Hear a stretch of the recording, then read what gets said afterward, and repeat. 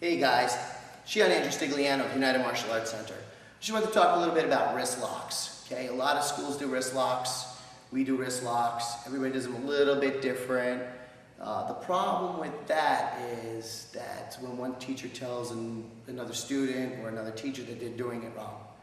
Okay, the way I look at it is there's no wrong way to do a wrist lock. It's like there's no real wrong way to punch.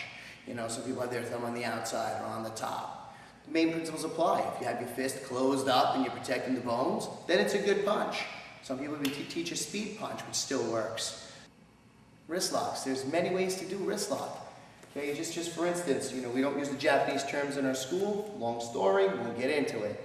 But the thing is with the thumb pad, okay, you reach for that and you reach across. This thumb is supposed to go into like a little pressure point here. Okay, and then this hand goes on the other side and it can crisscross. It can crisscross and then apply pressure in and out, okay? Or it can go side by side. Okay, personally I feel like it's not enough meat. So I like to grab as much of the hand as possible. It doesn't make it wrong. Okay, and some people, they kind of grab onto the arm here. That won't work. It's not a wrist lock, this is wrist support. So again, thumb across and in. Press and turn. If you can get that wrist manipulation in there, then it's a wrist lock. It's a wrist manipulation. The same thing on the other side.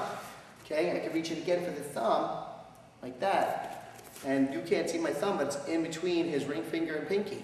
And then this hand comes across and crushes it in and down. Okay, if I flip this over for the other wrist lock, it's again pinky, and my thumb reaches across. Reaches all the way across by his thumb. I'm going to crush that hand a little bit, and then crisscross and press in and down. Okay, because what we're doing is trying to apply pressure against the joint. And the joint naturally does bend this way. We want to hyperextend this joint. We want to hyperflex it. We want to really put the pressure on it. And that causes the pain because the person who's getting the lock done is not ready for it. Okay, they're not prepared for it. If Mr. Cliff wanted to tighten up his arm, I'm not going to be able to do a wrist lock. There's just no way. No way. So all we have to do is loosen them up to apply the wrist lock. So if somebody's not ready for a wrist lock or doesn't want it, it won't work. That's my other issue with wrist locks. Right? We get into a fight, we're like, hey, I studied Jujitsu. Yeah, that's not going to work because he's ready to punch me in the face. Okay? Or if he just grabs and I'm like, oh yeah, boom. I'm like, oh, wrist lock. He's not going to he's going to tighten up even harder. I'm not going to be able to get him off. If you want to apply a good wrist lock, you have to take the concentration from the man. Okay? His intention is to hurt you, grab you. Okay? And he's doing it with power and force. So we need to get that power and force out of here and put it back in here to make this loose. Once it's loose, we can apply the lock.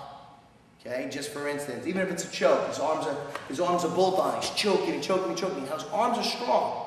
But if I take this strength and I get rid of it, even if I just go into the ears, I teach the women. Now his arms just got soft. So I can reach over. Wham! This is soft. It's bending now. Bending. Okay? I'll do that out of wrist lock right there. Pressing it in. So if you want to work on your locks, get your grip proper. Get a good grip. Control the hand to put pressure on the wrist. Also make sure that the attacker doesn't have his full faculties about him, that he's not concentrating on hurting you and attacking you. Put him on the defense, and your wrist locks are guaranteed to work. And another good tip for you is practice them slow. Build up the sensitivity. Okay? Get that little finesse in this. It is a martial art.